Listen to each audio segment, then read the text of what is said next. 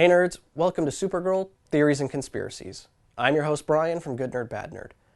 This week the episode we got was actually scheduled for next week, and the episode we were supposed to get, How Does She Do It, was postponed based on the content of what is actually happening in the episode. So if things like Jimmy and Lucy or the background on Kat's son didn't really make sense, or the fact that it was a Thanksgiving episode, that's why.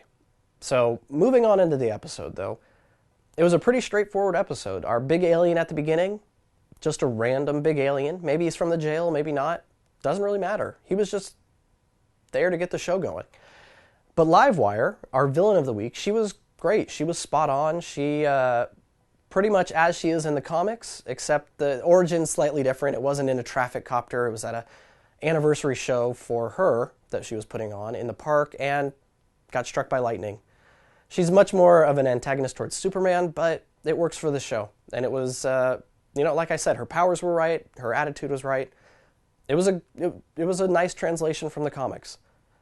I think the only thing about her that's in question is her fate. She's now captive with the DEO, and it's possible she will come back in some form, maybe released by Hank Henshaw, maybe something else, but she will come back, and I think the fact that the DEO is now kind of gathering supervillains is going to be important, especially because Hank Henshaw, we know, is Cyborg Superman.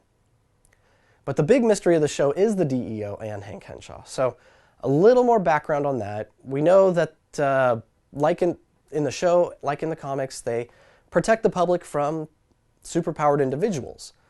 The show has finally broadened that to include superpowered humans, but that's pretty much what they are in the comics. There are some offshoots.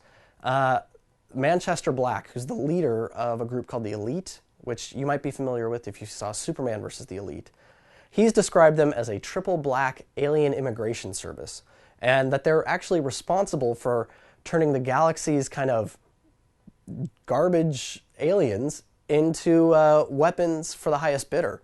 And one of his team members on the Elite, the character by the name of Menagerie, she is actually a victim of this. She was turned into who she is because of the DEO or one of their offshoots. Now, some notable agents within the DEO, you have a character by the name of Cameron Chase. She's a human, presumably with a power that she can subconsciously, whether she's in danger or something like that, disable metahuman abilities. So this is very interesting, especially for the fact that she's actually going to be in the show. She'll be played by Emma Caulfield. So who knows if that ability will work on Supergirl, and that's how they're going to use it, or if she'll kind of team up with Supergirl to take down another superpowered individual. But it's a nice tie-in, and it's cool that they're bringing in characters that are actually associated with that organization in the comics into the show.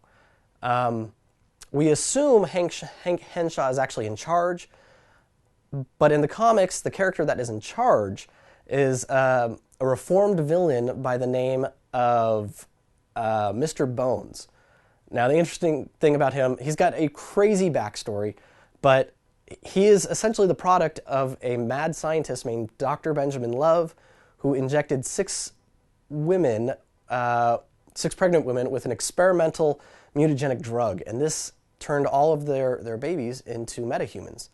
And then he kidnapped them all and raised them as his own kids locked in a house. So there is some crazy backstory here with a lot of these characters. Sometimes the DEO's good, sometimes they're bad, sometimes they've got crazy offshoots. And it's not out of the question for a character with a questionable past to be in charge. So there's a lot there. There's a lot to kind of sift through to see where it's going. But as new characters are revealed and announced in the show, we'll be able to figure out more. So what do you think? I think the big question this week is, what's the fate of Livewire? Is she going to pop back up working for Henshaw? Or is she out of the picture for, the time being? Let me know what you think in the comments below. Don't forget to hit that subscribe button if you're liking these videos. And until next week, this has been Brian from Good Nerd Bad Nerd, and this has been Supergirl, Theories and Conspiracies.